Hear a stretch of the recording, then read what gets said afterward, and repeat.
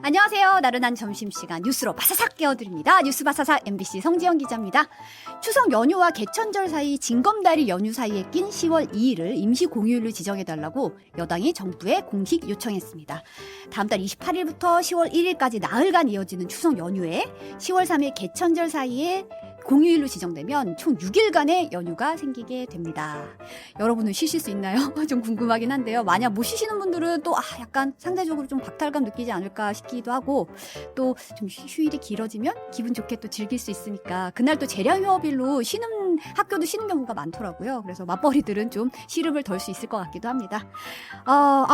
빈센트님 오랜만에 오셨네요. 반갑습니다. 간병하시느라 고생하셨을 것 같아요. 네, 라면 조아님 캐나다에서 시청 중입니다. 화이팅 하셨고요. 네, 화이팅. 네, 저는 처음에 이 닉을 라멘 뭐라고 읽어야 되지 하다가 라면 좋아요인데요. 저도 라면 좋아하는데. 마세마타님이 아들 군 복무 중인데 엊그제 휴가 끝나고 기대하셨다고. 아이고 좀 서글프셨겠어요. 네. 탈레모님, 네, 장 기자님 나오니까 대기.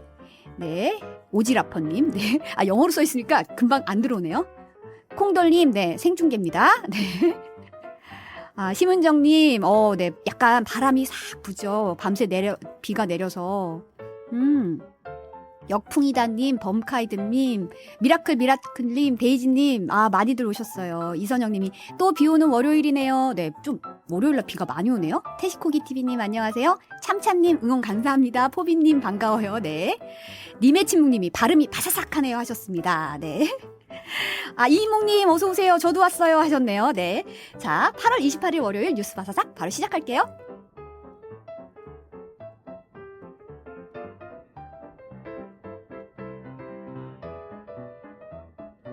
나른한 점심시간에 핫한 뉴스로 채워드립니다.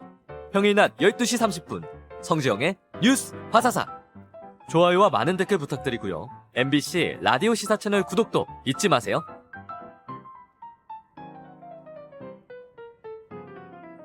네, 해피데이님이 제 아이디어도요 하셨어요. 미미님이 점심시간에 일하면서 듣고 계시다고. 네, 감사합니다.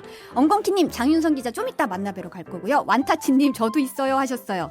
네, 네, 다들 지금 오늘 뉴스 완전 정복하는 온유한 시간인데요. 오늘은 제가 뉴스 골라왔습니다. 첫 번째 뉴스는요, 오늘 오전 이동관 신임 방송통신위원장이 취임식을 가졌습니다. 취임식 발언 잠깐 보시고 올게요. 사실상 무소불위의 권력을 누려온 공영방송이 국민의 선택과 심판이라는 견제 속에 신뢰를 회복하도록 하겠습니다. 네, 이 위원장은 그러면서 공영방송은 상업적 운영 방법과 법적 독과점 구조의 각종 특혜를 당연시하면서도 노영방송이라는 이중성으로 정치적 편향성과 가짜뉴스発散은 물론 국론을 분열시켜온 사실을 부정할 수 없다고 밝혔습니다. 이어서 자유민주주의 질서 속에서 보장된 언론의 자유에는 반드시 책임이 뒤따른다며 무책임하게 가짜뉴스를 확산시키거나 특정 진영의 정파적인 이해만을 대변하는 행태는 반드시 바로잡아야 한다고 강조했습니다. 이 위원장은 취임식에 앞서 현충원을 찾아 참배하고 방명록에는 글로벌 미디어 강국의 도약의 초석을 다지겠습니다 하고 적었는데요. 공영방송 보궐이사 임명 등의 주요 안건을 곧바로 처리했습니다. EBS 이사에는 강규영 명지대 교수를, MBC 대주주인 방송문화진흥회 이사에는 김성근 전 MBC 방송인프라 본부장을 임명했습니다. 다음 소식은 서희초 교사의 사고제인 9월 4일 교사들이 추모의 의미로 이날을 공교육 멈춤의 날로 정하고 대규모 집회를 예고하고 있는데요. 교육부가 불법 행위로 경고하고 나섰습니다. 집단 행동은 사실상 파업을 하는 것으로 학생의 학습권을 지배하는 불법 행위에 해당한다는 건데요. 교원의 연가는 특별한 사유가 없는 한 수업일을 제외하고 써야 하고 병가도 질병과 부상으로 직무를 수행할 수 없을 때만 사용할 수 있다고 전했습니다.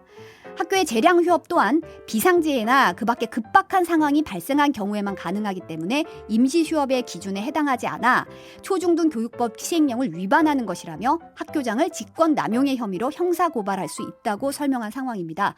그리고 집단 행동에 참여한 교사들의 징계에 불응한 교육감은 해당 교육청을 감사하거나 직무유기죄로 교육감을 고발할 수도 있다고 강경 대응을 시사했습니다. 네, 다음 소식은 오늘 오전 9시부터 서울경찰청이 LH 본사 등 7곳에 대해 압수수색을 벌이고 있습니다. 서울 수서 지역 아파트 단지를 짓는 과정에서 철근이 누락됐다는 의혹에 관한 건데요. 경찰은 압수수색을 통해 확보한 자료를 토대로 철근 누락 관련해서 LH 부서와 설계, 구조, 시공 등 관련 업체에 대해서 수사를 이어간다는 방침입니다. 이와 관련해서 인천 검단 아파트에서 지하주차장 붕괴 사고가 일어났죠. 이른바 철근 누락 아파트 사태를 촉발시킨 GS건설에 대해서는 정부가 10개월 영업정지 처분을 추진하기로 했습니다. 국토부는 GS건설 컨소시엄 및 협력업체에 대해서 부실 시공을 이유로 국토부 장관 직권으로 영업정지 8개월, 불성실한 안전점검 수행 등을 이유로 서울시에 이 컨소시엄에 2개월의 영업정지 처분을 할 것을 요청할 계획이라고 합니다. 최종 결정까지 한 3개월에서 5개월 정도 소요된다고 하는데요. 영업정지가 실제 되더라도 건설 중인 현장이나 아니면 하자 보수 부분은 진행이 되고요. 신규 수주만 정지가 되는 겁니다. 하지만 건설사들이 이 영업정지 처분을 받더라도 행정소송 등으로 시간을 끌면서 제재를 피하는 경우가 많아서 사실상 처분이 유명무실하다는 지적이 벌써부터 나오고 있습니다. 네 번째 소식 잠깐 살펴보면 한겨레 단독 보도인데요. 한겨레 신문에 따르면 이균용 대법원장 후보자가 서울에 거주하면서 부산 지역의 논을 사들여서 농지법을 위반했다는 의혹을 제기했습니다. 이 후보자가 사법연수원을 수료한 1987년에 부산 동래구에 논을 매입했는데 구입 당시에 이 후보자가 부산에 거주하지 않았다고 보도한 건데요. 농지를 구입하는 사람은 이 농작이 가능한 범위 내에 거주해야 되기 때문에 근데 당시 이 후보자는 서울에 거주해서 구입 제한 대상이었다는 겁니다. 또 이 후보자는 해당 토지를 팔아서 수억 원의 차익을 얻었다고 지적했습니다. 이균용 후보자의 현재 재산 총액은 64억 원인데요. 역대 대법원장 중 가장 고액의 자산가입니다. 이 후보자 측은 해당 토지를 취득한 지 오랜 세월이 지나서 사실관계 확인에 어려움이 있다. 토지 취득 30년 뒤에 진행된 아파트의 재개발과는 무관하다고 밝혔습니다. 오늘 온유한 여기까지 하고요. 여의도 인사이드 장윤선 기자 만나보겠습니다. 여러분은 지금 점심시간 디저트 같은 방송 성지영의 뉴스 바사삭과 함께하고 계십니다. 좋아요와 많은 댓글 부탁드리고요. MBC 라디오 시사 채널 구독도 잊지 마세요.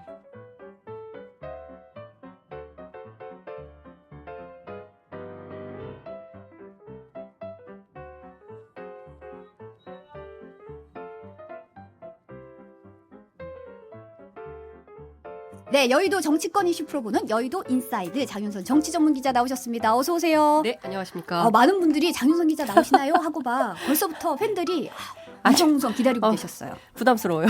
풍이님이 와 장 기자님이다. 아니. 역풍이다님, 이선영님이 와가 앞에 붙어네. 와 장 기자님 오셨다고 다들 반가워하십니다. 아유, 너무 감사합니다. 네. 그러니까 이래서 제가 24시간 취재 편의점을 운영을 안 할 수가 없어요. 아 정말 끝까지 확인해서 최신 정보를 거침없이 말씀드리겠습니다. 네, 믿고 듣는 장 기자님. 네. 그럼 첫 번째 오늘 첫 소식부터 볼게요.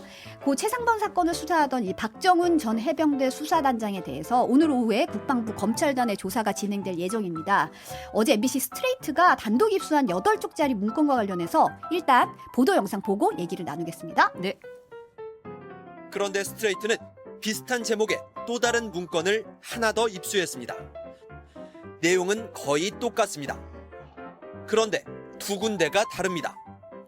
언론에 공개한 문건에는 없는 대통령실 관련 내용이 더 들어있습니다.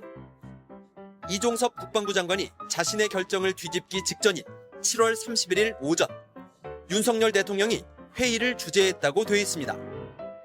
이 회의에서 안보실 참모가 사단장 등 8명을 과실치사 혐의로 경찰에 이첩할 예정이라고 보고하자 윤석열 대통령이 크게 화를 냈다고 돼 있습니다.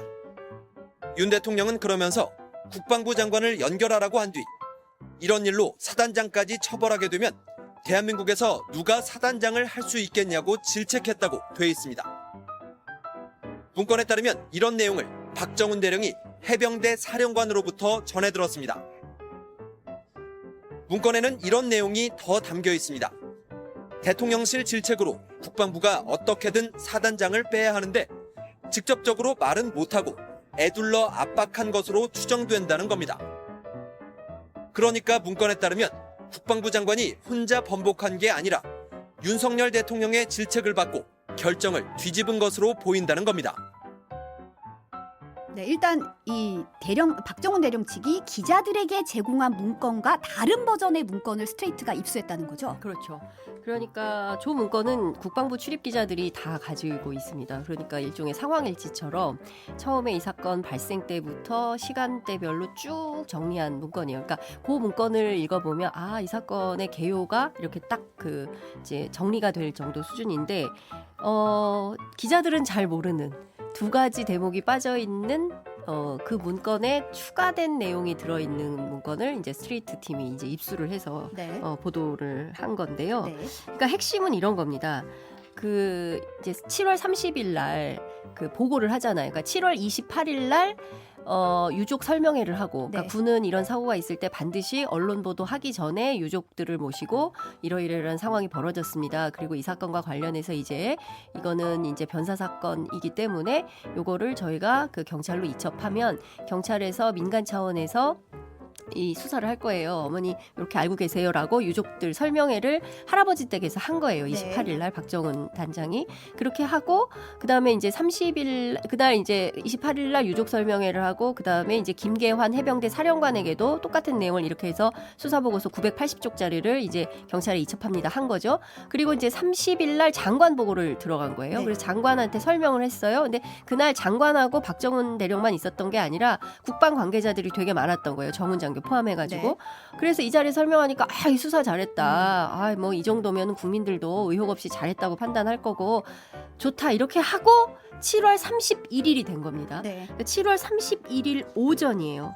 이날 그 문건에 따르면 윤석열 대통령이 주재한 회의에서 안보실의 한 참모가 사단장 등 8명을 과실치사 혐의로 경찰에 이첩할 예정이다라고 하자 윤석열 대통령이 크게 화를 냈다. 경로했다. 그렇죠. 네. 그러면서 국방부 장관을 연결해. 이렇게 된 거죠. 그렇게 한 다음에 이런 일로 사단장까지 처벌하게 되면 대한민국에서 누가 사단장을 할 수 있겠냐. 이렇게 질책했다라고 되어 있는 겁니다. 이런 일이라는 게 곧 최상병의 아니죠. 순직 사건. 아니요.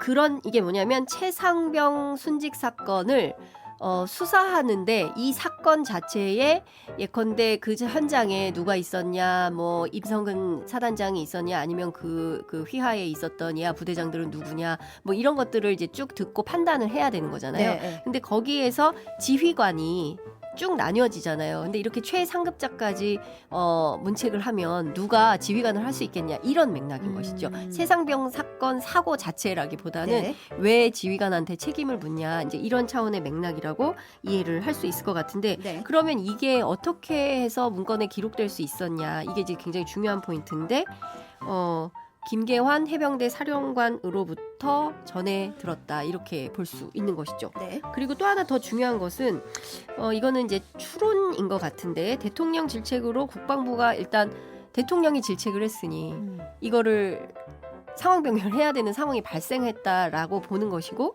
그래서 직접 말은 못하고 애둘러서 압박을 한 거 아니냐라고 추정된다 이렇게 써 있다는 겁니다. 네. 근데 요 시간대별로 제가 오늘 추가 취재를 좀 해봤는데요.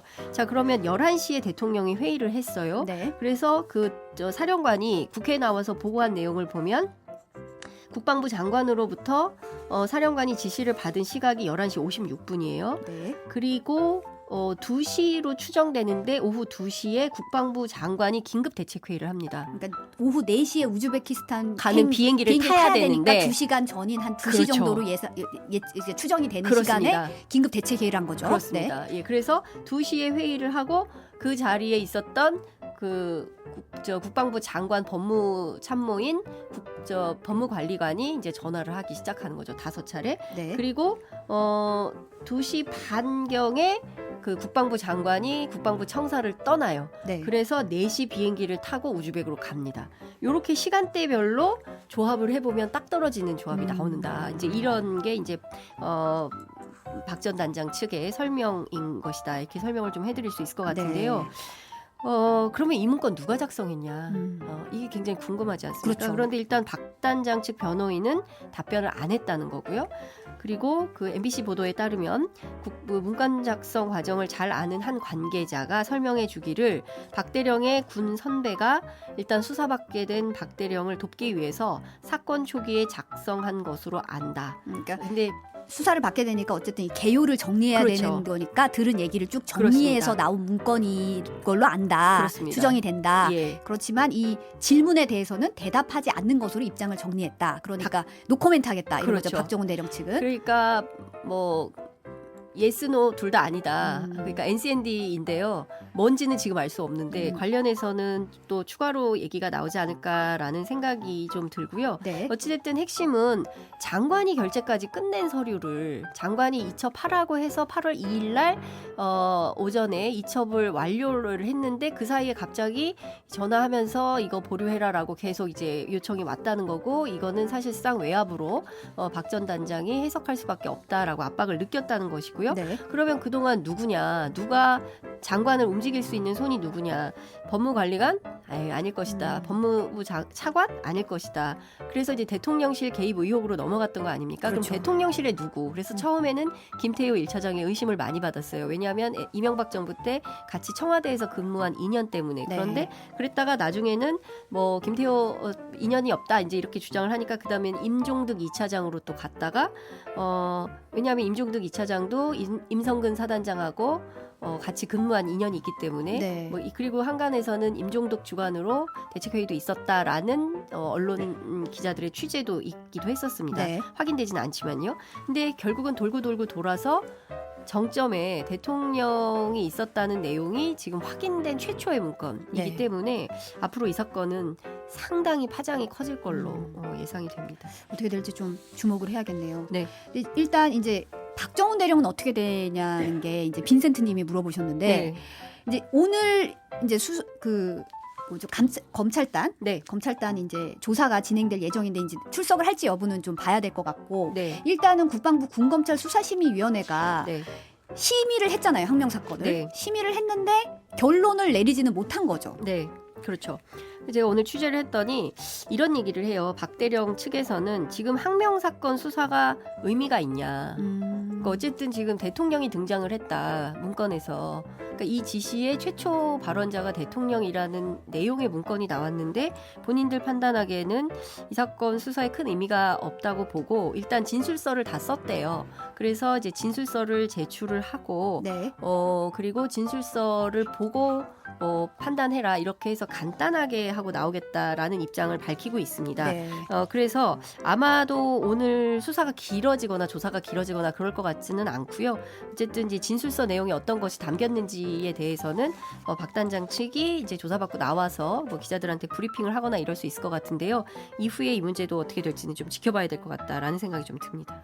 원래 이제 박정훈 대령 측이 이제 출석 연기 신청을 했는데 네, 검찰단이 연기 신청 거부했고 네. 2시에 출석 예정이라는 속보가 지금 들어와 네. 있습니다. 네, 이제 어떻게 될지 좀 봐야 될 것 같고요.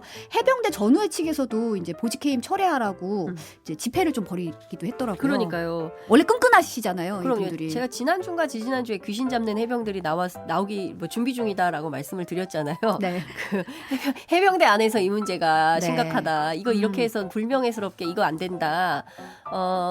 20살짜리 일병이었습니다. 아, 그러니까요. 예, 그 구명조끼도 입히지 않은 상태에서 빨간색 그 티셔츠가 강조되게 이렇게 예컨대 언론을 강조했던 방식으로 하는 게 맞냐. 그때 당시 그렇게 급류가 센데 들어가는 것은 사실상 자살행위가 같다라는 환경 전문가들의 그 주장도 나오고 있는 상황입니다. 그렇기 때문에 선배들이 좀 나서가지고 이거 제대로 된 조사가 필요하다. 공정한 수사가 필요하다라고 거리로 나선 상태인데요. 네.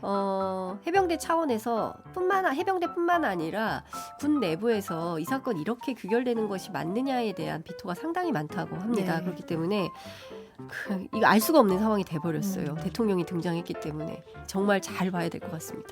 네. 다음은 또 이 국방부가 요즘에 여기저기서 거론이 되는데 이제 정부가 육군사관학교 안에 있는 김자진, 홍범도 장군 등 독립운동가의 흉상을 철거 이전하겠다고 해가지고 이제 논란이 불거지고 있잖아요. 네. 이종석 국방부 장관의 발언을 보면 그전엔 약간 뭐 무슨 얘기지 했는데 발언을 보니까 장교를 양성하는 기관에 공산주의 활동 경력이 있는 사람이 있어서 되느냐는 문제도 있었다. 이제 홍범도 장군을 시사한 걸로 보이는데 이런 발언을 했어요. 네. 이분이 해방 전에 돌아가셨어요. 네. 1943년에 돌아가셨고, 그러니까 해방 이후 해방 전국에서 벌어졌던 이른바 좌우익 대립, 그리고 당시 독립운동가들 사이에는 사회주의 계열도 있고 민족주의 계열도 있었습니다. 그리고 얼마나 대립이 심했으면 분단이 됐잖아요. 그렇죠. 그리고 1950년 한국 전쟁이 벌어졌고, 전쟁 끝난 지 73년, 올해가 정전협정 70주년 되는 해이거든요. 네. 아직까지 우리가 이런 낡은 이념 갈등을 하고 있는 상황인 건데요. 맞습니다. 1927년에 소련 볼셰비키 혁명당에 입당을 한 거는 맞아요. 그런데요, 1937년에 스탈린 체제가 들어섰잖아요. 근데 스탈린 체제에서 이 고려인들, 한국 사람이나 일본 사람이나 비슷하게 생겼다, 엄청나게 차별받으면서 강제 이주를 당하게 됩니다. 마지막에는 그 고려극장 관리인으로 쓸쓸한 맞아요. 생애를 마감하게 됐습니다. 저는 이 논쟁을 이렇게 보면서 우리나라의 헌법 정신이 어디에 있는가? 3.1운동에 있지 않습니까? 네. 다 알고 있지 않습니까? 3.1운동의 법통을 이어받은 정부예요, 대한민국은. 네. 그러면 상해 임정의 그 적통도 이어받는 겁니다. 그런데 해방 이전에 돌아가시고, 그리고 그 시절에 얼마나 치열한 이념 갈등이나 이런 것들 우리가 역사 속에서 구구절절 설명하지 않아도 다 아는 건데, 공도 있고 과도 있고 이런 상황에서 왜 동상 이렇게 심각한 이념 갈등을 야기하는 것인지, 무엇을 위한 것인지 되묻지 않을 수 없고, 오죽하면 홍준표 시장은 굉장히 보수적인 분입니다. 그렇죠. 이거 오바가 심하다, 이렇게 얘기를 하고 있습니다. 그러니까 오히려 지금은 보수에서 더 비판이 센 상황입니다. 심지어 이종찬 광복회장이 공개 서한을 내지 않았습니까? 네. 민족적 양심을 저버린 귀하. 여기서 귀하는 이종석 국방장관 얘기하는 네. 거예요. 어느 나라 국방장관인지 묻지 않을 수가 없다. 스스로 판단할 능력이 없으면 국방장관 자리에서 퇴진하는 것이 조국 대한민국을 위하는 길이다. 이렇게 직격탄을 날리고 있습니다. 네. 그러니까 지금 그리고 많은 얘기들이 나오는 거예요. 자, 그러면 육사에 있는 홍범도 장군 흉상을 철거하면 국방부 청사 앞에 있는 것은 어떡할 거냐. 그럼 이것도 철거해야겠네. 이런 모순이 발생한다라는 비판이 나오고 있고요. 그리고 방학진 민족문제연구소 기획실장이 한겨레하고 인터뷰를 했는데 이런 얘기를 했습니다.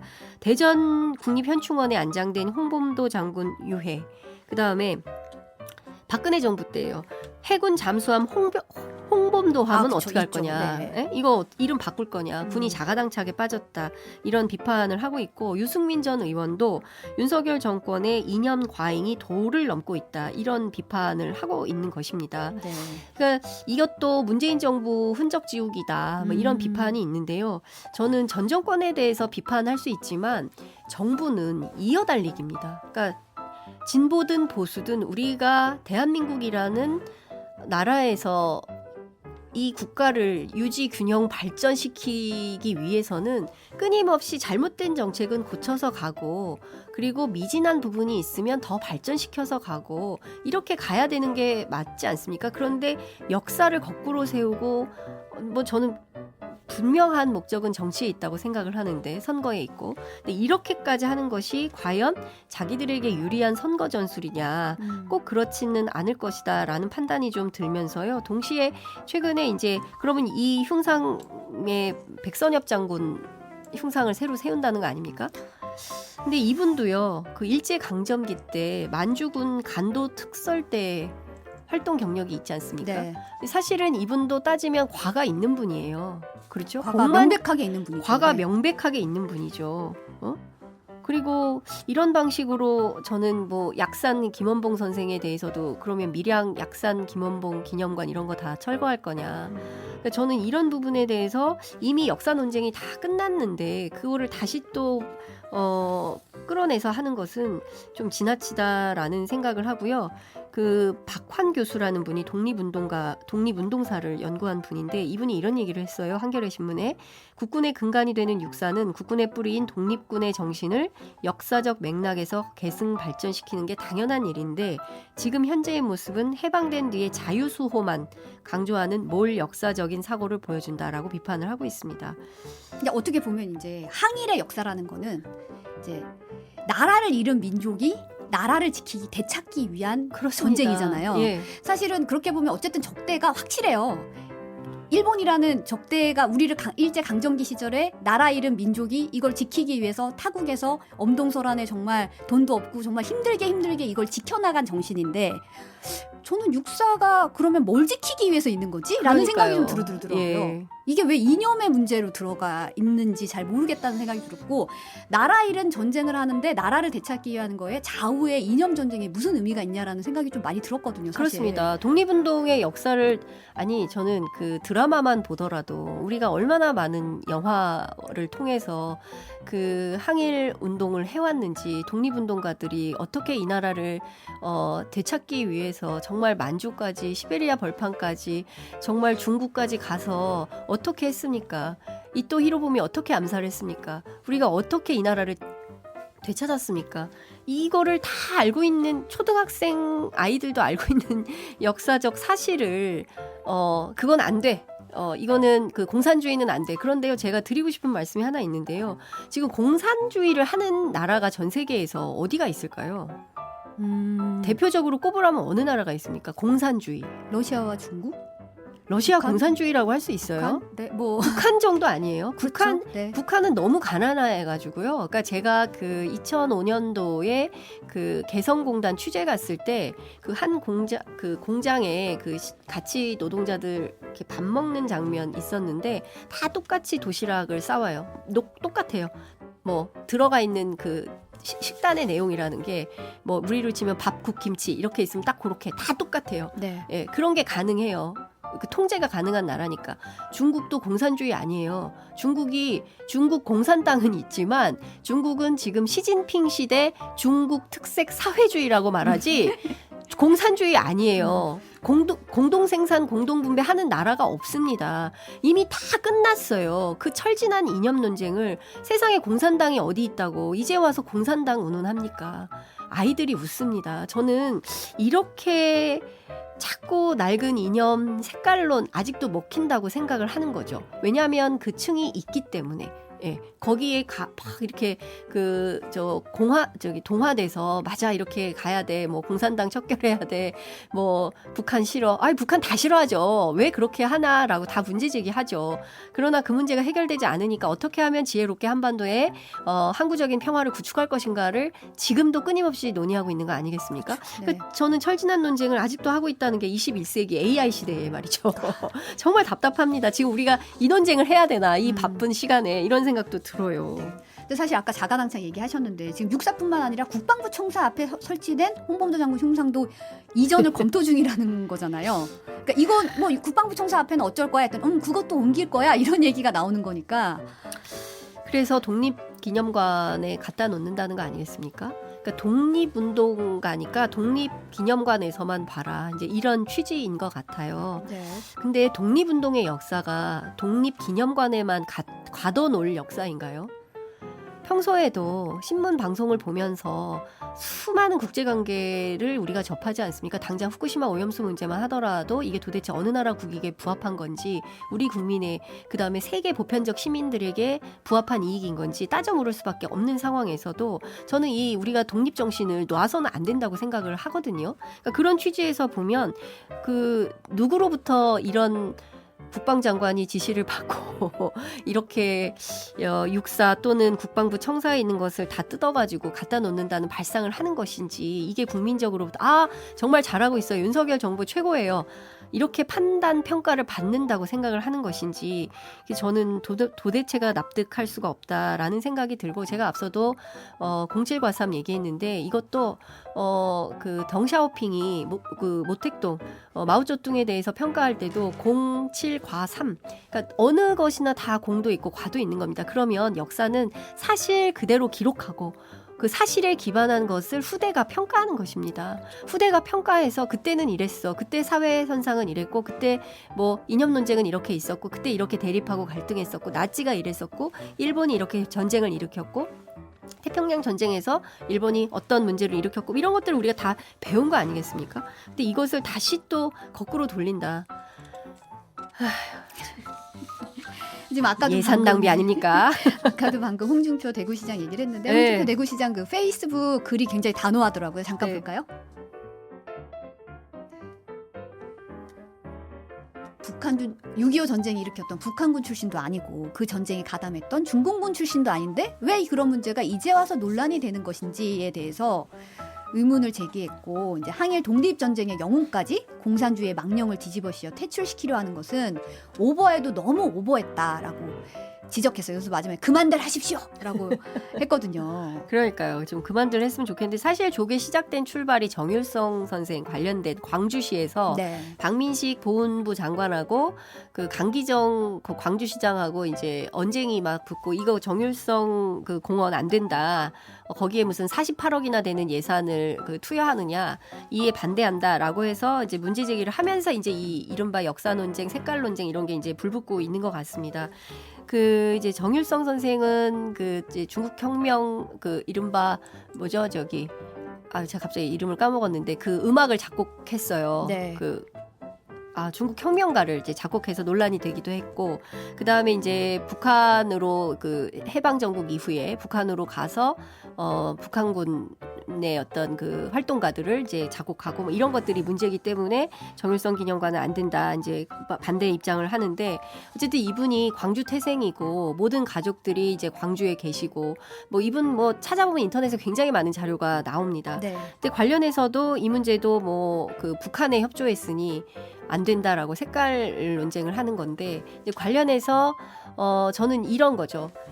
그분은 그 시절에 활동 기록은 그것대로 남기고 그 다음에 우리가 보면서 그때는 이렇게 했구나라고 평가할 수 있는 거잖아요. 근데 그 부분에 대해서 끊임없이 안 된다라는 잣대로 편가르기 하는 것은 옳지 않다라는 말씀을 좀 드리고 싶고 네. 핵심은 저는 총선에 있다고 봅니다. 그러니까 왜 앞서도 이렇게까지 하느냐. 그렇습니다. 네. 이념 논쟁이 너무 과도하게 나가는 것은 이런 거죠. 상대방인 민주당을 사실상 해체하고 그리고 우리 편을 똘똘 말아서 최고로 끌어올리면 내년 선거에서 다수석이 가능하지 않을까라는 전략적 판단 속에서 이렇게 가는 게 아닌가. 그러니까 민주당을 향해서는 끊임없이 부패한 정당, 무능한 정당, 비리투성이 이렇게 돈봉투 등으로 드러난 또 이재명 대표의 수사와 관련된 뭐 이렇게 낙인을 찍고 그리고 정권이 조금 위험할 때마다 민주당을 파렴치 사건을 꺼내는 거죠.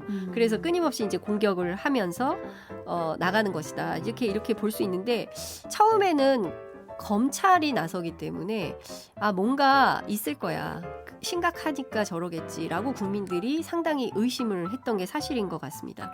그런데 지금은 너무 심한 거 아니야? 너무 오래 한다. 빨리빨리 해서 처리를 하든지 그것도 아니면서 왜 끊임없이 이렇게 정치적 필요에 따라서 등장을 하는 걸까? 이렇게 하는 거죠. 그리고 더 중요한 것은 그러면 여론이 막 올라가야 되는데 꼭 그렇지는 않다는 거예요. 30%대에 머물러 있고 60%의 부정평가가 이른바 콘크리트 부정평가가 존재하는 정부이라는 것이죠. 그런 측면에서 보면 사실 내년 선거는 중도가 굉장히 중요하거든요. 네. 그러니까 중도를 누가 차지하느냐에 따라서 승패가 갈리는 싸움이에요. 우리는 늘 선거가 그랬어요. 네. 총선은. 근데 이렇게 역사 논쟁으로 가져가고 이념 편향적으로 가져가면 결코 유리하지 않다. 선거 전략으로도 결코 유효한 전략은 안 될 것이다라는 게 다수의 선거 전문가들의 판단이에요. 네. 그럼에도 불구하고 이런 얘기를 계속한다. 제가 오늘 이렇게 라디오를 듣다가 재밌는 댓글을 봤는데요. 내년 총선은 한일전이다 이런 얘기가 나오더라고요. 한일전. 예. 그러니까 벌써부터 국민들은 이미 아는 겁니다. 음. 이 상황이 어떤 것인지. 근데 저는 한일전으로 치르면 어떻게 되겠습니까? 상당히 불리해집니다. 그렇기 때문에 이렇게 낡은 이념으로 공세하는 것은 옳지 못하다 이런 생각이 좀 듭니다. 네, 다음은 더불어민주당 이재명 대표가 오늘 당대표 취임 1년을 맞았어요. 지난 1년은 어떻게 보세요? 너무 시끄러웠던 것 같아요. 근데 사실 이재명 대표에게는 굉장히 고통스럽고 힘든 1년이었을 것 같다. 압수수색이 350번 있었다면서요.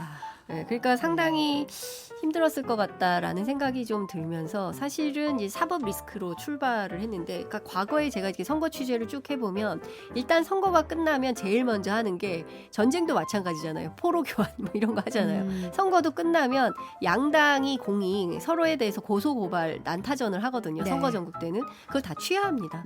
선거 전국 때 했었던 것들을 다 취하하고 그리고 만나요. 여야가 만나서 그래서 앞으로 우리가 어떻게 할 건지 협치의 시작을 시작을 해요. 그리고 협치하죠, 줄 건 이제 주고 보통. 봐줄 건 봐주고 뭐 밥도 이런 먹고. 방식으로 밥도 네. 먹고 술도 마시고 목욕탕도 같이 가고 그래서 제가 욕탕의 그 의원들 뭐 취재도 많이 했었습니다. 네. 그러니까 그렇게 갔어요. 그런데 이 문법이 정치 문법이 완전히 깨진 게 윤석열 정부예요. 윤석열 정부는 지난 1년간 단 한 번도 이재명 대표를 만나지 않았죠. 언제 만날까? 만나지 않을까? 만날 거야. 뭐 곧 그러면 뭐 김기현 대표가 들어서서 김기현 대표가 이재명 대표 손잡고 가서 용산에 가서 만난다더라. 별의별 얘기가 다 나왔지만 1년 3개월 지난 지금 다 계산을 해보면 윤석열 정부는 그럴 뜻도 마음도 의지도 없었던 정권입니다. 그러니까 그 이재명 대표 입장에서는 이제나 저제나 기다렸겠죠. 초반부에는. 근데 그런 게 아닌 게 확인되는 과정이었다. 그리고 그 과정에서 사실상 상당히 이재명 대표로서는 굉장히 힘든 과정을 지날 수밖에 없었고 그리고 더 심각한 것은 사법 리스크가 계속되니까 리더십 리스크가 더 커진 상황이 된 거고 네. 중요한 그 민주당이 중요하게 치고 나가야 되는 국면마다 오히려 전략적으로 잘 못 나가고 오히려 패가 말리는 상황. 그래서 이재명 대표에 대해서는 사법 리스크가 아니라 리더십 리스크가 더 큰 거 아니냐라는 비판이 지난해 중하순부터는 있었던 것 같고요. 네. 이제 그러면서 이제 계속 이렇게 뭔가 턱턱 이렇게 치고 나가야 되는데 걸리고 치고 나가야 되는데 걸리고 뭐 이랬던 상황이 아닌가 싶고요. 결론적으로 말씀드리면 지금 상황에서 보면 이재명 대표 입장에서는 계산이 끝났다. 그러면 앞으로는 해야 될 일이 뭐냐? 적극적으로 싸우는 길밖에는 없을 것이다. 그래서 많은 지지자분들이 이재명 대표를 향해서 더 세게 싸우시라. 야당다운 기계를 보이시라. 민주당이 지금 이렇게 어떤 막 모범생처럼 법률적 대응하고 그다음에 매일 데일리 멘트당이라고 비판받잖아요. 논평 내고 이런 수준으로는 불가능한 거 아니냐. 스스로 검찰 독재로 규정했기 때문에 그에 걸맞는 어떤 강도 높은 야당다움 결기를 보여야 된다. 이런 얘기가 나오는 것 같습니다. 이재명 대표가 내년 총선 어떻게든 반드시 이긴다는 게 우리에게 주어진 사명이다. 이러면서 이제 78%의 압도적인 지지율을 가지고 내가 당대표가 됐는데 이러면서 10월 대표직 사퇴설이 이걸 이제 전면적으로 거부하는 의미로 지금 읽히고 있어요. 그 거부 무슨 뭐 평론가가 얘기한 거를 무슨 정치협상 파트너여서 거부했다 이런 표현은 제가 보기에는 걸맞지 않은 것 같고요. 네. 부인이죠, 부인. 10월 사퇴설에 대해서는 부인한 거고 물러날 생각도 뜻도 없고 그러기를 바라는 거 아니냐라고 이제 얘기하면서 막 웃던데요. 네. 근데 저는 이제 이런 것 같아요. 그러니까 되게 유동적이지 않습니까? 그러니까 이재명 대표 거취가 유동적이기 때문에 이 유동적인 것을 놓고 정치권에 이렇게 눈 밝은 사람들은 뭐 이렇게 될까 저렇게 될까 막 또 전략을 짜요. 시나리오를 여러 그렇죠. 가지로 구상을 하죠. 이제 이런 그렇습니다. 가능성, 저런 예, 가능성. 예. 네. 그래서 뭐 1번, 2번, 3번 놓고 뭐 1번이었을 때는 어떻게 되고 2번이었을 때는 어떻게 되고 맨날 이제 그게 직업인 사람도 있고 그렇습니다. 근데 이제 이렇게 확인이 됐고 그리고 이제 이재명 대표에 대한 영장 청구도 이제 점점 가시화되고 있는 거 네. 아니겠습니까? 당초 이제 30일 날 그 검찰에서 오라고 했는데 30일 날은 나가지 않겠다는 게 분명한 입장인 것 같고요. 네. 9월 11일에서 9월 15일 주 고주에 본회의가 없는 것 같아요. 그래서 그 본회의가 없는 주간에 이제 조사를 받으러 나가겠다라는 네. 입장이 분명한 것 같습니다. 네. 이제 이렇게 되면 그 동안은 뭐 30일 날 가냐, 30일 날 가서 31일 날 영장을 치냐, 그래서 9월 1일부터 가면 어떻게 될 거냐, 막 또 이런 시나리오가 있었는데 회기 그건 중에 이제 다 되면 꽝이 된 어떻게 거죠. 될 거냐. 예. 그건 다 이제 꽝이 된 거고 9월 중순에 이제 수사를 출석을 하면, 네. 출석을 하게 되면 검찰도 이게 그 생각했던 거하고 상당히 꼬이게 되는 것이고요. 지금부터 수싸움은 또 다시 시작되는 거다. 검찰과 이재명 대표 측 간에. 서로 이제 그렇습니다. 짜놓은 게 있을 텐데 예, 이제 예. 서로 또 그렇죠. 그러니까 그러면 다시 또 이제 시작을 해야 되는 것이고요. 상황은 녹록지 않다라는 것이고 그 와중에 이제 내일 이화영 전 부지사 전 재판 통합부지사 일주일에 한 재판이, 번씩 네, 있기 때문에 있죠. 내일 네. 재판 또 어떻게 될지 그것도 지켜봐야 될 것 같고요. 그렇습니다. 네. 어떻게 보세요? 이제 재판 결과에 따라서 이재명 대표 상황이 바뀔 것이냐 이런 거에 대해서 좀 감로들박이 있던데. 그 설왕설래가 상당히 많은데요. 그런데 그 제가 보기에는 그 쭉 취재를 해보니까요. 그 이화영 재판 결과에 따라서 이재명 대표의 운명이 갈리거나 이러지 않을 수도 있겠다라는 생각이 듭니다. 그러니까 지금 보면 핵심은 그 검찰발 언론 보도에 따르면 총 800만 달러가 북한으로 갔는데 그 중에 500만 달러는 경기도 스마트팜 사업의 대납 성격이라는 것이고 네. 300만 달러는 이재명 대표의 방북 대가다라고 알려져 있는데 실제로 어제 오늘 사이에 민주당에서 계속 아주 세게 구체적으로 풀하고 있어요. 네. 그 내용을 보면 첫 번째는 이제 뭐 여러 근거를 가지고 설명을 하는데 첫 번째는 쌍방울이 마스크 10만 장을 이제 기부한 사건인데 네. 이게 그 2020년 당시에 코로나 때 마스크 대란이 벌어져서 그 쌍방울이 경기도에 10만 장을 기부하겠다 그러면서 도지사실에서 도지사하고 김성태 회장이 전달식을 직접 하면서 사진을 찍고 싶어 했다는 거예요.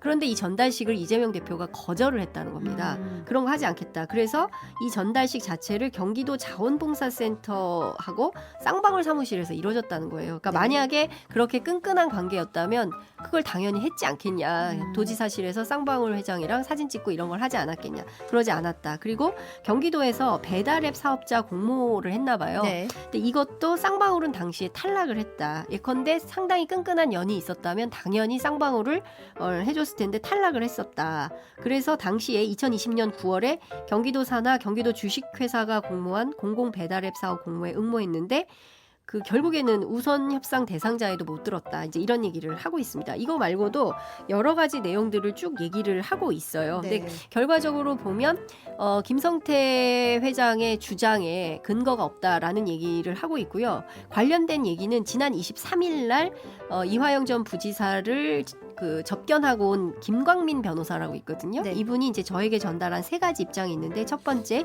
김성태의 대납 요청은 없었다. 두 번째, 김성태의 법정 진술은 허구다. 세 번째, 향후 김성태의 진술을 깨기 위한 법정 다툼을 이어가겠다. 요것은 앞서 옥중 편지에서 밝혔던 이화영 전 부지사의 진술하고도 합치합니다. 그러니까 결과적으로 검찰의 어떤 이렇게 그 소위 얘기하는 그 800만 불, 300만 불, 500만 불에 대해서 짜놓은 그런 내용들에 대해서 상당히 이탈하는 범죄의 내용들이 많이 있다. 지금까지는 이재명 대표 측에서 이런 내용들을 구체적으로 적극적으로 설명하지 않았는데 네. 그 내용을 구체적으로 아주 적극적으로 디테일을 살려서 설명하는 것을 보면 물러서지 않겠다는 뜻이 굉장히 완강해 보이고 그러면 이것 또한 과거에 있었던 그 변호사비 대납 사건 기억하세요? 네. 예, 김성태 전 회장이 들어오면 필리핀에서 들어오면 이 사건으로 이재명 대표가 구속될 거다라는 얘기가 굉장히 많았는데 들어오자마자 그 사건이 사라졌어요. 그러니까 그것처럼 이 사건 역시도 이제 검찰이 주장하는 것과 다른 방향으로 흘러갈 가능성이 매우 높다. 이런 얘기들이 나오고 있습니다. 네. 다음은 요거 하나 볼게요. 네. 이제 결국 일본이 이제 후쿠시마 오염수 방류를 시작을 했어요. 네, 우리 정부는 국무총리 담화 발표만 있었죠. 그렇죠. 이거 어떤 의미로 볼 수 있나요? 근데 한두 번은 아니에요. 저 그럴 줄 알았어요. 왜냐하면 불리한 이슈가 나오면 입국단. 아, 입국다. 예, 말을 안 하지 않습니까? 사실 양평 고속도로 때도 이거 이 정도 사안이면 대통령실이 뭔가 해명이 나와야 되는 거 아니냐? 그리고 당연히 이렇게 가족이 문제가 됐을 때 특히 이제 장모가 구속된 사건에 대해서도 딱 선긋기를 했었거든요. 네. 근데 과거에 보면 그러지 않았어요. 다 대국민 사과도 하고 담화도 발표하고 했었습니다. 근데 윤석열 대통령은 사라지죠. 그리고 사실 이 다른 거 다 몰라도 이 후쿠시마 오염수 관련해서는 향후 30년간 방류를 한다는 거지 않습니까? 네. 그리고 인류 역사상 단 한 번도 없었던 일을 일본 정부가 하고 있는 겁니다.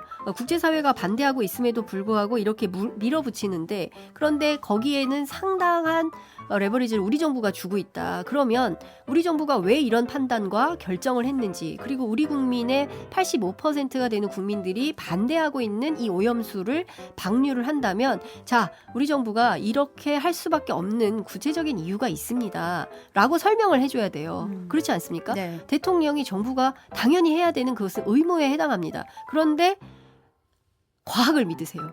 정부를 믿으세요. 이렇게 얘기를 하고 있단 말이에요. 네. 근데 예전에는요, 우리 국민들이 사실 정보도 많지 않고 접근할 수 있는 자료가 많지 않아서 정부가 얘기하면 그런가 보다 이렇게 받아들였어요. 그러나 요새는 실시간으로 다 검색이 가능하고 해외에서 뭘 하고 지금 뭐 뉴욕에서 무슨 일이 벌어지고 있는지 우리가 실시간으로 다 알 수 있는 세상 그렇죠. 아닙니까? 네.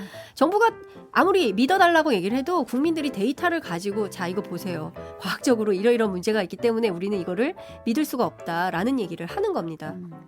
그리고 더 중요한 것은 과학보다 심리인 거예요. 아, 그렇죠. 정부가 네. 과학을 아무리 강조해도 찝찝해서 국민들이 못 먹겠다고 판단해서 안 사 먹으면 그만인 거거든요. 당장 동네 엄마들이 그런 얘기 합니다. 아, 반찬 뭐 하냐. 가뜩이나 반찬 저녁에 할 거 없는데 생선도 못 사 먹게 돼서 우리 이거 저녁에 애들 뭐 해주지? 이런 걱정을 하는 거예요. 네. 그러면서 다 슈퍼로 마트로 냉장고 꽉꽉 차가지고 진짜 어디 들어갈 데도 없는데 어떻게 또 사다 넣는 겁니다. 네. 냉동된 걸 일단 사는 거예요. 일단 먹어야 되니까. 왜 이렇게 국민들을 만드냐는 거죠. 그러면서 전시행정을 해요. 대통령실이 오늘부터 일주일 동안 기자들한테 뭐 모듬, 뭐 화려하더만요. 모듬회, 뭐 제주 갈치조림, 멍게 비빔밥, 바다 장어 덮밥, 물회. 이거 다 구내식당 메뉴죠? 그러니까요. 대통령실 가서 먹을까요? 한 끼에 3,000원이에요. 제가 물어봤어요. 출입 기자한테. 이거 먹을까요? 그랬더니 약속 없는 기자들은 먹을 것 같은데요. 메뉴가 너무 좋습니다. 이렇게 얘기를 하고 있어요. 지금은 괜찮죠. 네. 일주일 괜찮습니다.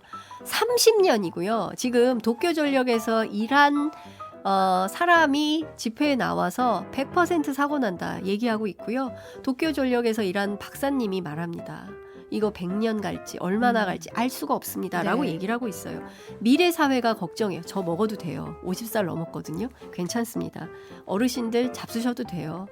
애들이 문제인 거예요. 아이들. 네. 그리고 아이 엄마들. 지금 태어난 아이들. 지금 어린 아이들이 고래 걱정하고 있어요. 네? 그런데 대통령은 말이 없어요. 답변을 요구하고 있는데 말씀이 없습니다. 저는 이렇게 하는 것이 문제가 심각한 거 아닐까. 그리고 무엇보다 우리 국민들이 요구하는 건 일본 정부의 투명한 정보 공개거든요. 그렇죠. 네. 근데 일본 정부가 다 안 내놔요. 잘 기억하시는 것처럼 우리 시차땅 갔을 때 어떻게 했습니까? 무한도 도전도 아닌데 추격전 했잖아요. 추격전. 아, 그렇죠. 예, 커튼 네. 다 치고 왜 이런 방식으로 하냐. 이런 거 우리 국민들이 다 보고 다 기억하고 있어요. 일본 내에서도 도쿄전력에 대한 불신이 굉장히 높더라고요. 굉장히 높잖아요. 네. 그러니까 적어도 우리가 상주하고 할 수 있게 해달라고 대통령이 요구했지만 그마저도 받아들이지 않고 격주에 한번 오라는 거 아닙니까? 네. 격주에 한번 가서 뭘 검증을 합니까? 우리가 취재할 때요. 현장에 왜 출입처를 갑니까? 상시적으로 모니터링하고 감시하고 견제하고 하려고 하는 거 아니겠어요? 네. 격주에 한 번씩 가서 취재가 됩니까? 안 돼요. 이런 것을 국민들이 뻔히 아는 것을 이런 방식으로 하고 문제없다? 누가 믿겠습니까? 믿을 수가 없죠. 그러니까 이제 중국이 굉장히 지금 강하게 강경 대응하고 있는데 네. 일본이 이제 수산물 수출 가장 많이 하는 나라가 중국이다 보니까 일본 입장에서는 어민들도 굉장히 거기에 대해서 걱정이 많더라고요. 네, 그렇죠. 그리고 중국이라는 나라가 이런 일 있으면 확 일어납니다. 아, 네. 그 애국주의라는 게 대단해요. 그러니까 근데 자기들끼리는 비판도 많이 하거든요. 자기들끼리는 욕도 많이 하고 그런데 어쨌든 국가적인 이슈가 있을 때는 쫙 분출을 해요. 그게 왜냐하면 예, 분출하는 그렇습니다. 이 공산당 조직이 있기 때문에 그래요. 아. 공산당 조직이 아파트까지 다 있어요. 학교, 직장, 그 다음에 그 아파트 동단위까지 다 있습니다. 그리고요 아파트 앞에 이렇게 공산당 지구표가 붙어 있어요. 아. 우리로서는 상상할 수 없는데 그런 나라예요. 그러니까 공산주의는 아니지만 조직 관리를 그렇게 하는 나라기 때문에 지금 당장 일본 단체 여행 다 예약 취소하고 있고 화장품 네. 불매 운동 일어나고 있고 그 중국이요 국경절 휴가가 굉장히 길어요. 10월 1일인데 요때 그러니까 단오절 때 가요. 그러니까 그 서양 사람들 그 부활절 휴가 가듯이 그렇죠. 중국 예. 사람들은 단오절을 하더라고요. 그래서 단오 때 쫙 놀아요. 한 일주일.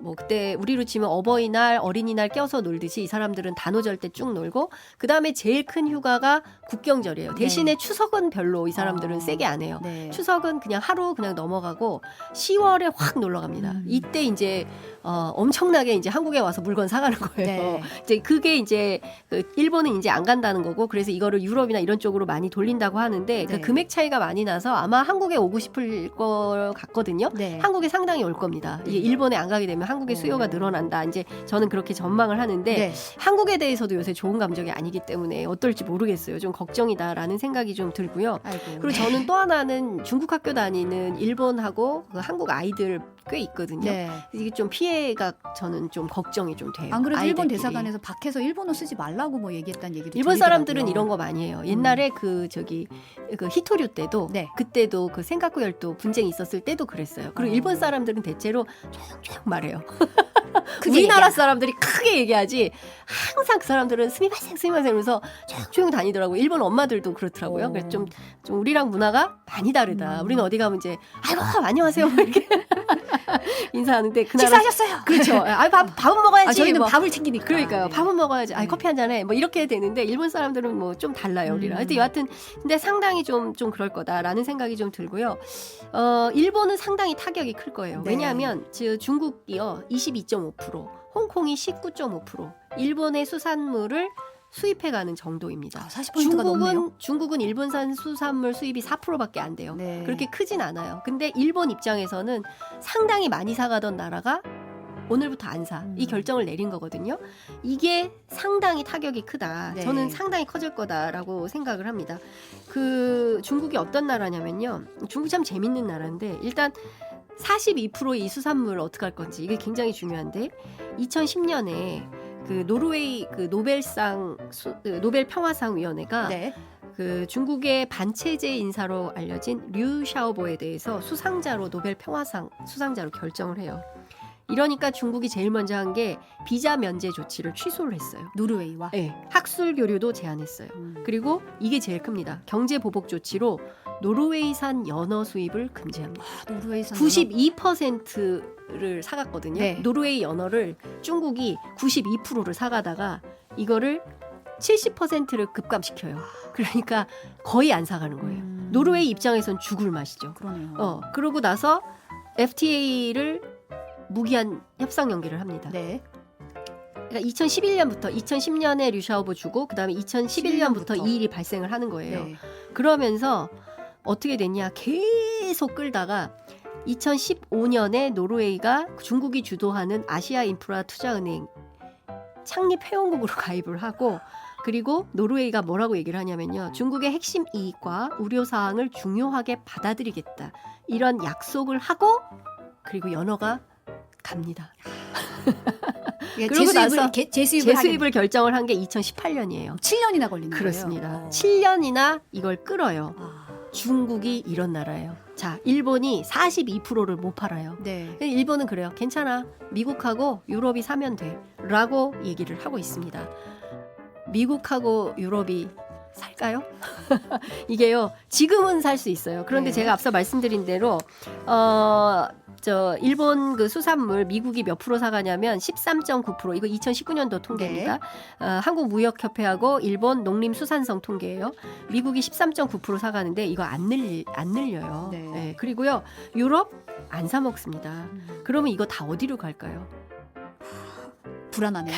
굉장히 불안해. 굉장히 불안하네요. 갑자기 확 불안감이 몰려오는데요. 왜냐하면 우리가 이제 그 일본이 뭐가 됐냐면 파트너 국가가 됐거든요. 네. 윤석열 정부에서. 네. 그 동반자 파트너가 되고 있어요. 그렇기 때문에 이 42% 어디로 갈지 일단 우리 정부는 안 산다는 입장입니다. 일본 수산물 네. 안 들어오고 우리 수산물을 장려한다는 건데요. 지금 이런 거고요. 또 하나는 제가 꼭 이 말씀을 좀 드리고 싶은데 네. 우리가 그 정부가 계속 과학적 검증의 근거로 유엔 산하의 IAEA를 근거로 들고 있어요. 주요 지표를 들고 있고 네. 계속 얘기합니다. 그런데 우리가 잘 아시는 것처럼 2021년 4월에 일본 도쿄전력이 후쿠시마 오염수 바다 방류 결정한 다음에 사실상 IAEA는 일본 정부의 프로젝트를 이행하는 수준으로 일종의 면허증, 통행증, 면죄부를 주고 있다. 이런 비판을 환경단체로부터 받고 있습니다. 네. 그런데요, 그때 똑같은 2021년 3월 11일 제네바에서 성명이 하나가 발표가 돼요. 뭐냐면요, 보도자료를 냈거든요. 유엔 인권 최고 대표 사무소, 옛날에 이걸 인권 고등판무관실이라고 얘기를 했어요. 네, 네. 근데 인권 고등판무관실이 사실 일본 말이에요. 그래서 이거를 인권 최고 대표 사무소로 사무소. 우리가 바꿨습니다. 네. 이제 앞으로 고등판무관실 쓰면 안 됩니다. 네. 뭐라고 얘기를 했냐면 유엔 전문가들은 오늘 2021년 3월 11일입니다. 일본 후쿠시마 다이이치 제1 원자력 발전소에 여전히 남아있는 오염수가 환경 및 인권에 심각한 위험을 초래하며 이것을 태평양에 방류하려는 그 어떤 결정도 수용 가능한 해결책이 될 수 없다. 이렇게 밝혔습니다. 네. 그러면서 비극적인 재난이 발생한 지 10년이 지난 지금도 수천 명의 사람들이 오염으로 인해서 신체적, 정신적 건강, 생계, 삶의 질에 지속적으로 영향을 받는 심각한 결과를 겪고 있다. 이 결과를 극복하기 위해서 우리는 일본 당국에게 실질적인 노력을 기울이라라고 요구했지만 아직 그게 제대로 이루어지지 않고 있다. 일본의 대응은 인권 의무를 완전히 준수해야 된다. 이런 주장을 하고 있습니다. 이것뿐만 아니고요. 어린이에 대해서 굉장히 걱정합니다. 네. 오염수를 태평양에 방류하는 것은 어린이들의 인권을 포함해서 일본 안팎에서 많은 위험에 사람들을 노출시켜서 인권 수호에 실패하게 될 것이다. 네. 이렇게 우려를 하고 있습니다. 일본 당국이 국제인권 의무에 따라서 위험을 예방하고 방사선 노출로 인한 부작용으로부터 어린이를 포함한 피해 인구를 보호하기 위한 노력을 강화할 것을 촉구한다라고 얘기를 하고 있고요. 관련해서 후쿠시마도 그린피스도 이 후쿠시마의 오염수 방류에 대해서 상당히 우려를 하고 있고요. 네. 이 앞서 말씀드린 2021년에 채택된 유엔 인권이사회 결의안을 묵살하는 결정이다. 그리고 일본의 방사성 오염수 방류 계획 그때 당시죠. 161개국이 통과시킨 환경 정의의 진보라는 역사적 발전에 대한 모욕이다라고 일가를 하고 있습니다. 그러니까 국제사회가요. IAEA만 있는 게 아닙니다. 그럼요. 유엔의 IAEA만 있는 게 아니고 인권 최고 대표 사무소에서는 분명하게 반대 입장을 피력했다는 것이고요. 2021년 방류 결정을 했을 때 이런 성명이 나왔습니다. 자, 그러면 방류를 했습니다. 2023년.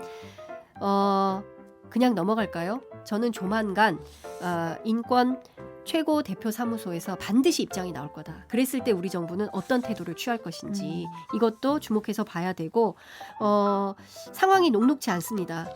그리고 중국의 반대도 녹록지 않고요. 네. 그리고 국제사회가 당연히 저는 이 문제와 관련해서 대충 미국이 찬성하니까 넘어갈 거다. 이런 생각은 버려야 된다. 그리고 저는 유럽이 적극적으로 나올 가능성이 매우 높고요.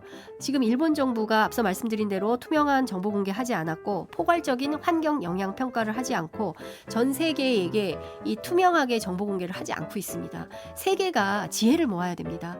엄청나게 끔찍한 사고를 겪었습니다. 그 사고 당시에 많은 국제사회에 도움이 있었습니다. 네. 이 사고를 완벽하게 해결하기 위해서는 인류가 공동체성을 발휘해서 모두가 함께 집단지성으로 돌파해야 되는 문제지 일본 정부가 정보를 숨기고 이렇게 해결하려고 한다? 절대 해결하기 어렵다. 일본 정부에 촉구하고 싶습니다. 정말 좀 일본 정부가 네. 제대로 된 그런 결정을 좀 했으면 좋겠는데 네. 일단 방류가 시작돼서 그러니까요. 좀 얄미워요, 일본이. 뭐냐면요. 그 런던 의정서. 그러니까요. 네, 런던 협약. 이거 보면 폐기물 등의 해양 투기 및 해상 소각을 원칙적으로 금지하고 있고요. 이게 일본 정부가 주도해서 한 그러니까요. 93년도에 러시아가 블라디보스토크 앞바다에 핵 폐기물을 투기해가지고 문제가 됐을 때 네. 제일 세게 항의한 나라가 일본이죠. 일본이에요. 그때 러시아가 버린 핵 폐기물이 900톤이거든요. 지금 제1원전 그 부지에 있는 탱크에 저장돼 있는 핵 오염수가 130톤 플러스 알파고 지하수에서 계속 매일매일 핵 매일매일 오염수가 나오고 나오고 있죠. 있습니다. 네. 이거 얼마간 버립니까? 음. 최소 30년입니다. 그때 러시아에 대해서 세게 얘기했으니 이번에 러시아가 나설 차례입니까? 저는 일본 정부도 이렇게 하면 안 된다고 생각합니다. 그린피스가 이번 세기에는 힘들 거라고 얘기했었죠. 그렇습니다. 네. 이 문제 앞으로 좀 더 네. 지켜보겠습니다. 오늘 여기까지 듣겠습니다. 여의도 인사이드 장윤선 정치전문기자였습니다. 감사합니다. 네, 고맙습니다.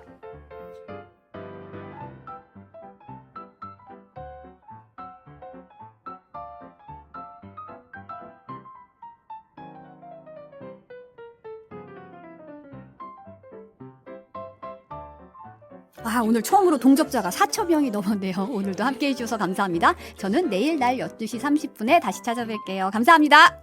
Just like a prisoner, I'm given to all your ways. No, I won't talk too much. 유시탄비는 그를 그렇게 보호했습니다. 그러나 장렘은 그에게 양보하는 방법을 전혀 모릅니다. 그 사람을 먼저 없애고 싶은 사람이 6번째 멤버임이 분명하지만 도중에 끼어들어 사랑하는 사람을 빼앗는다. 이제 그는 감히 리 멤버들에게 전화를 걸어 험담을 하고 심지어 자신을 죽이려고 차를 몰고 가는데도 그는 사라져 버립니다. 룩탄비는 나 때문에 겁이 나고 놀라서 위를 올려다보았다. 나는 배고프다. 배고프지 않다. 그런 다음 그는 안경을 벗고 큰 목소리로 일어섰습니다. 그럼 나가서 맛있는 음식을 먹자. 배가 고프면 마음이 정상이 아니다. 마지막 문장, 너무 작게 말씀하셔서 명확하게 들리지 않았습니다. 그는 뭔가를 중얼거렸다. 아니, 그는 머리를 문질렀다. 나는 갈 것이다. 나는 속상하다. 손을 치우세요. 내 머리에 손을 대지 마세요. 나는 안쪽이 더 짧습니다. 그곳에서 룩탄다이인의 발자취가 돌아왔습니다. 나는 말에 주의를 기울인다. 장렘이 그렇게 말했나요? 나는 아니요라고 들었다. 그래서 뭐? 나에 대해 나쁜 말을 한 사람들. 내년에는 내일 11시가 챔피언이 될 것이라는 것을 분명히 기억합니다. 그중 룩탄빈, 이 폭소를 터뜨렸다. 나는 눈을 굴리며 다음과 같이 강조했습니다. 장렘은 정말 증오스럽습니다. 내가 어렸을 때 그는 말했다. 나는 뚱뚱하다. 나는 곧바로 미친 듯이 살이 빠졌고 거의 굶어 쓰러질 뻔했습니다. 그런 다음 그는 나를 다시 비난했습니다. 나는 흑인입니다. 나는 즉시 문을 닫고 나가지 않았습니다. 순종적으로 집에 머물면서 아가씨인 척하세요. 그는 심지어 이렇게 말했습니다. 나는 멍청해서 공부에 전념했고 결국 전 학년에서 가장 능숙한 학생이 되었습니다. 그래서 통응이가 등장하기 전에는 내가 좋아한다거나 틀렸다는 소문이 돌았었다. 나는 결코 설명하지 않았습니다.